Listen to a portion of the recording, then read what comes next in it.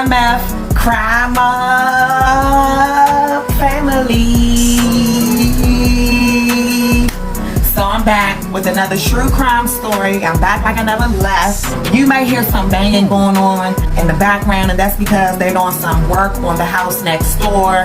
It's been driving me crazy for months, y'all, like the constant banging. So this case that we about to do today is another true crime case, and it's a mind-boggling case. Like, this case just has my whole brain doing back wheels and cart flips right now. But anyway, let's get right into it. So Nicholas Barclay was a 13-year-old young boy living in San Antonio, Texas, back in the summer of 1994. Now, Nicholas he was described as being a kind of like a troubled youth. He was in and out of like detention homes. He had a couple of minor criminal charges on his record.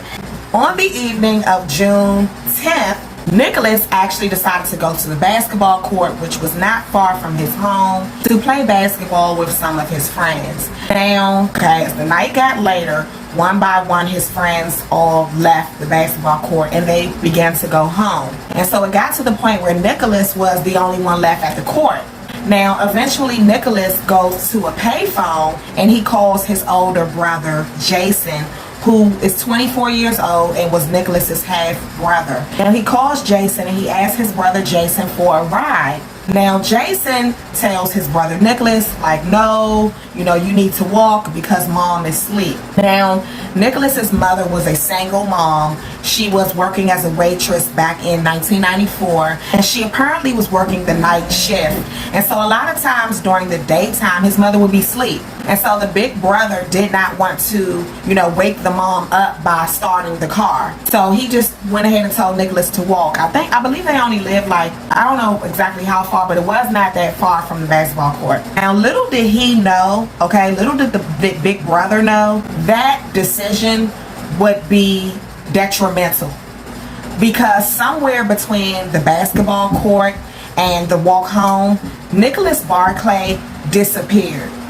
Now, as I talked about earlier, Nicholas was a so-called quote-unquote troubled youth, So he actually had a court appearance on June 14th that was scheduled. So when he went missing on the 10th, he was supposed to be in court on the 14th. And so initially when he went missing, his family just assumed, he's just gone because he doesn't want to go to court. And let me also add that this was not unusual for Nicholas. Oftentimes Nicholas would get into fights with his mother. They would get into arguments and he would leave. So when Nicholas first went missing, I don't think anybody was really all that alarmed. Nobody really thought that it was an emergency. They just felt like, oh, this is just Nicholas being Nicholas. But as time went on, no one had seen or heard from him.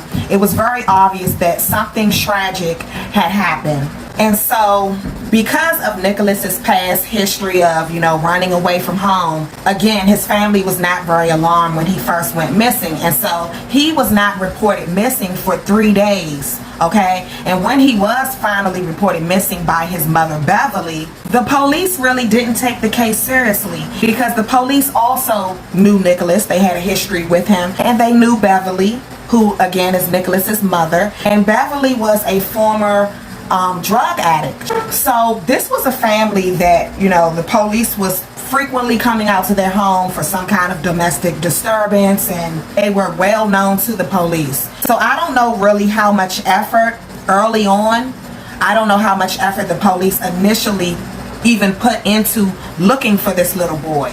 Now, we're going to fast forward to September. Again, Nicholas went missing June 10th of 1994. Now, by September of 1994, Nicholas had already been missing for quite a few months at this point. And the family was sort of unraveling. His mother, Beverly, had actually slipped back into her old habits. And so once again, she was on drugs.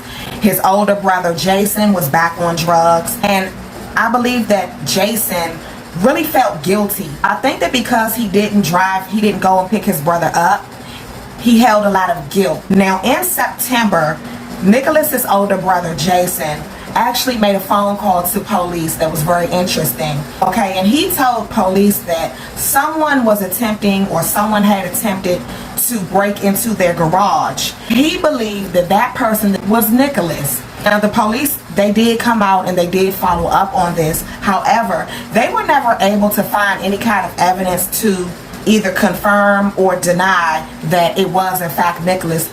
Now, as the years went on, any hope of finding Nicholas alive, it seemed to evaporate, okay? And his family had basically lost all hope. Now, all of that changed one day in October of 1997, okay? A phone call. The police would receive a phone call that would shake this case to its core.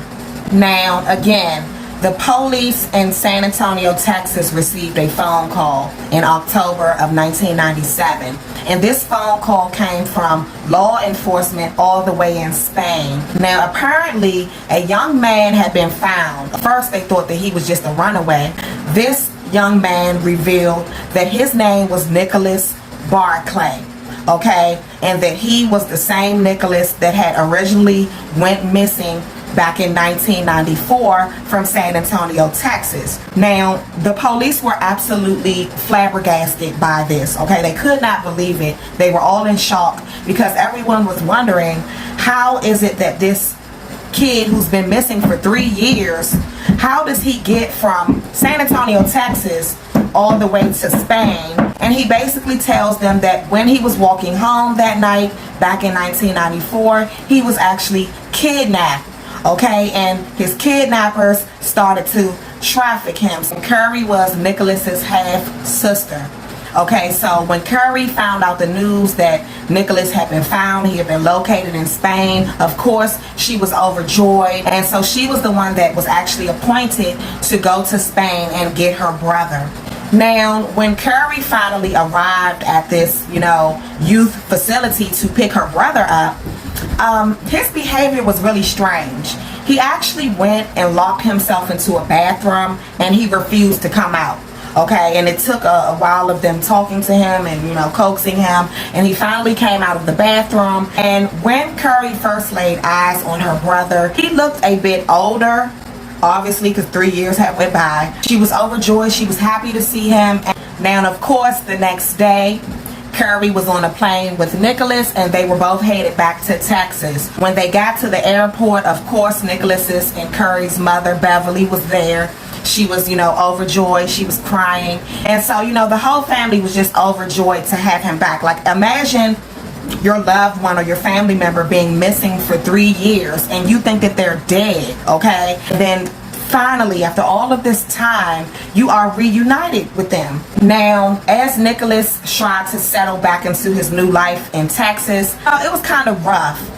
Nicholas was actually living with Curry, okay? And at the time, Curry was married and she had a son of her own. And, they tried to make him feel at home. They tried to make him feel as comfortable as possible. However, they knew that Nicholas had suffered a lot of trauma, okay, during his time in captivity. He actually was, again, forced into sex slavery, trafficking, and, he was very traumatized. And when Nicholas spoke, he spoke with a very French accent. His captors who had originally abducted him were French. And he actually reported that his captors would not allow him to speak in his native tongue. So again, when he came back, he was different. There were obviously changes in him. Now, not only had these kidnappers stripped this young man of, his identity and his native language, but they had also apparently been experimenting on him. And one of those experiments that they did on him actually had to do with his eyesight. Okay, they put some kind of chemicals into his eyes, which actually changed the original color of his eyes. He also had changes to his hair color. So his family did notice that there were some physical changes within him. Now, even though the family tried their best to do what they could do to, help Nicholas along, it was obvious that he had been through a lot, okay? And so he started to kind of like self-harm. He started to inflict harm on himself, okay? When this started happening, the family got him a psychiatrist. Slowly but surely, Nicholas started to kind of like transition into becoming a normal teenager. Now, within a month, Things were looking up, things were going good. Nicholas had a new group of friends. He was doing good in school. He was attending church with his family, and everything was going amazing, okay? And then a curveball would be thrown. They went and they hired a private investigator to track Nicholas Barclay down. As he's looking at these two pictures, he notices something. She actually returned to this family, okay, the Barclays, and this time she had a warrant, okay? She had a warrant signed by a judge. Now, the second bombshell in this case would come a few days later.